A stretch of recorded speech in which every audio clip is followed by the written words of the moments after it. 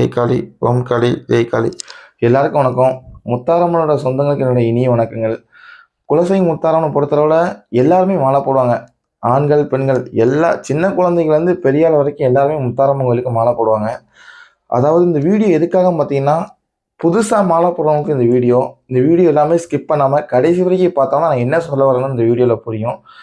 நம்ம ஐடி யாரும் சப்ஸ்கிரைப் பண்ணால் பார்த்துட்டு இருந்தீங்கன்னா சப்ஸ்கிரைப் பண்ணிக்கோங்க. அப்படியே மேலே உள்ள பெல் ஐக்கானையும் கிளிக் பண்ணிக்கோங்க. ஏன்னா அடுத்தடுத்து போடக்கூடிய வீடியோக்குள்ள வந்து உங்கள் நோட்டிஃபிகேஷன் வந்துக்கிட்டே இருக்கும்.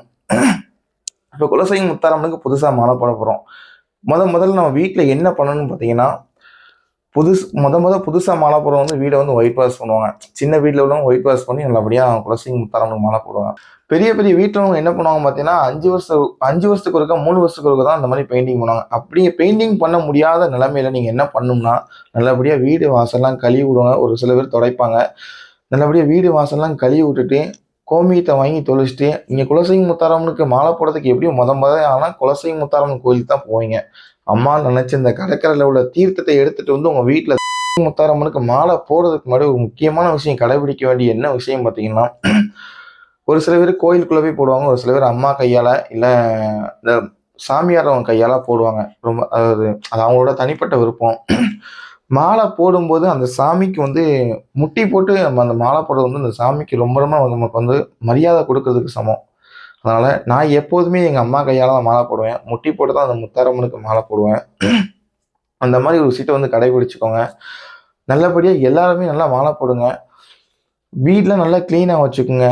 எந்நேரம் முத்தாரியை பற்றி மட்டுமே நினைங்க. நீங்கள் மாலை போடுற நேரங்களில் மித்த நேரங்களில் நம்ம எப்படினாலும் இருந்துக்கலாம். மாலை போட்டால் நம்ம வந்து முத்தாரிக்கு பிள்ளை மாதிரி உங்களுக்கு என்ன ஒரு ஆபத்துனாலும் முத்தாரம்மன் அந்த மாலை போட்டுற நேரத்தை வந்து காப்பாற்றுவாங்க.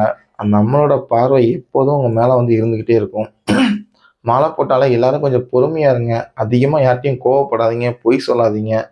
இந்த மாதிரி ஒரு சில விஷயங்களை வந்து கடைபிடிங்க. விரத முறைகளை வந்து நான் அடுத்தடுத்து ஒவ்வொரு வீடியோ நான் ஸ்டெப் பை ஸ்டெப்பாக சொல்லிட்டே வரேன். நம்ம வீடியோ பார்த்துட்டு இருக்க எல்லாருமே புதுசாக மாலை போடுறவங்களுக்கு நம்மளோட ஐடியா எல்லாருக்குமே ஷேர் பண்ணி விடுங்க. இந்த வீடியோவும் எல்லாருக்கும் ஷேர் பண்ணி விடுங்க. மறக்காமல் சப்ஸ்கிரைப் பண்ண சொல்லுங்கள். அடுத்தடுத்து வீடியோ வந்துக்கிட்டே இருக்கும். குலசை முத்தாரம்மன் பற்றி மட்டும்தான். ஓம் காளி, ஜெய் காளி. இதோட இந்த வீடியோ முடிச்சுக்கலாம். அடுத்தடுத்து ஒவ்வொரு வீடியோ பார்ட்டாக போடுறேன். நன்றி.